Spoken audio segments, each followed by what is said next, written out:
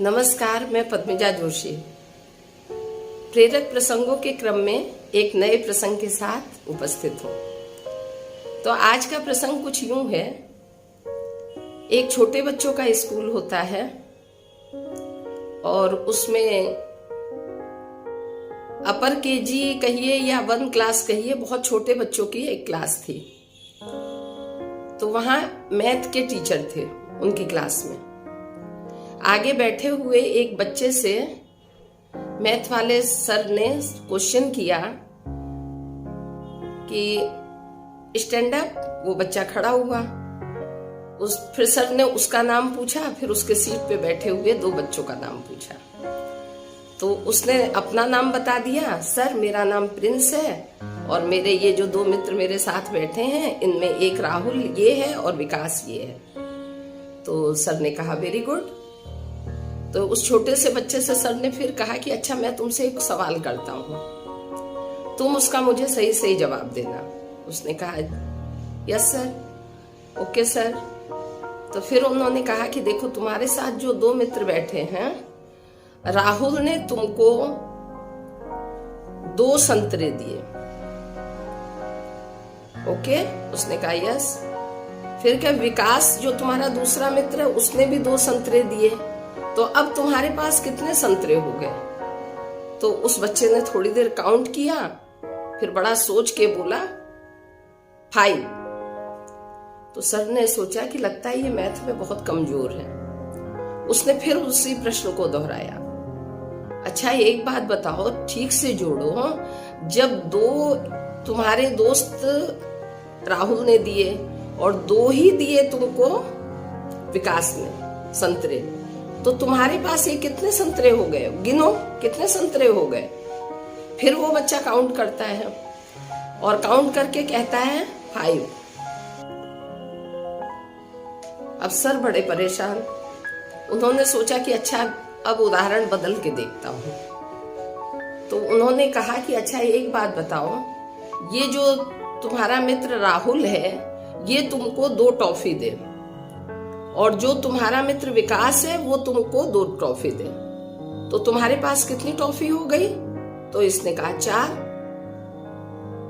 अब सर सोच में पड़ गए कि पहले उदाहरण के साथ इसने क्यों 5 बोला और इस बार इसने क्यों 4 बोला, जबकि उसका सही उत्तर 4 ही होना था।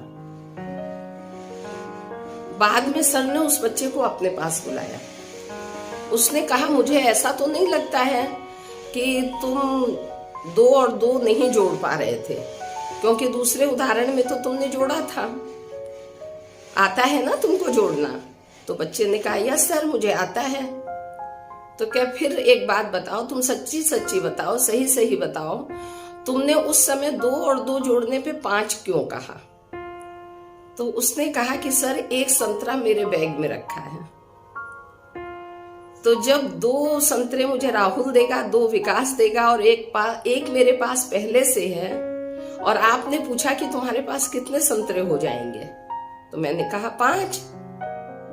फिर आपने पूछा टॉफी के लिए कि 2 टॉफी राहुल देगा, 2 विकास देगा। अब क्योंकि टॉफी मेरे पास है नहीं, तो मैंने काउंट करके कहा 4, मेरे पास 4 टॉफी हो जाएगी। सर वास्तव में मन में सोचने लगे कि ये बच्चा जो कह रहा है ये सही कह रहा है।